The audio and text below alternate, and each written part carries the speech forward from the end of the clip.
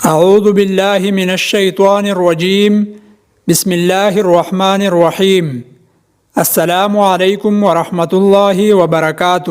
اس پہاڑ کی چوٹی پر سفید عمارت کے بارے میں یہ خیال کیا جاتا ہے کہ یہ حضرت ہارون علیہ السلام کی قبر ہے جو حضرت موسیٰ علیہ السلام کی بائی تھے۔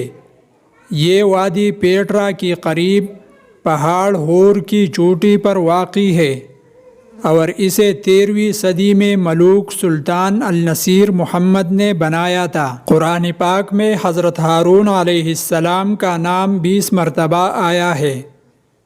بائبل میں اسے ہارون کے نام سے جانا جاتا ہے۔ جب حضرت موسیٰ علیہ السلام کو اللہ تعالی نے فرعون کے پاس جانے کا حکم دیا تو انہوں نے اپنے بھائی ہارون کو نبوت عطا کرنے کی دعا کی تاکہ وہ ان کی مدد کر سکے۔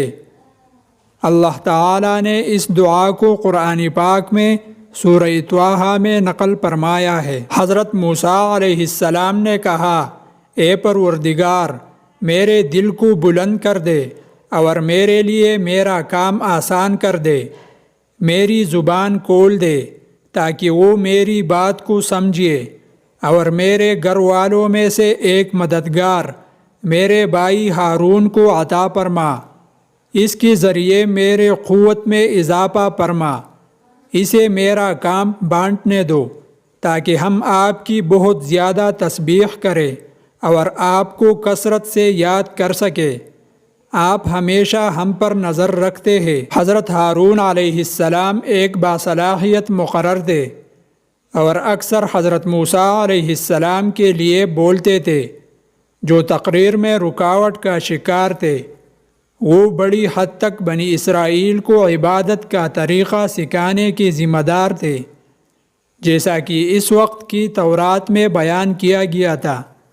اسلام کا خیال ہے کہ ہارون علیہ السلام نے بنی اسرائیل کو سونے کے بچڑے کے پرستش کرنے میں کوئی حصہ نہیں لیا، بلکہ وہ مغلوب ہو گئے تھے اور اسے اپنے لوگوں کی طرف سے قتل کرنے کی دھمکی دی گئی تھی۔ جب حضرت موسیٰ علیہ السلام پہاڑ سے واپس آئی تو انہوں نے پورا حضرت ہارون علیہ السلام پر الزام لگایا اور ان کی داڑھی پکڑ لی، لیکن حضرت ہارون علیہ السلام نے پھر وضاحت فرمائی۔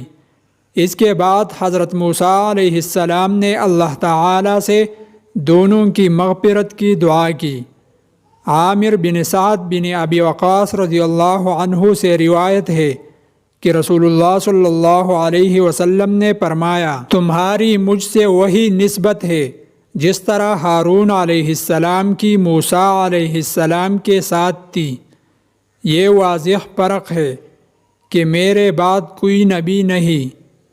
ہارون علیہ السلام کی عمر 122 سال بتائی جاتی ہے۔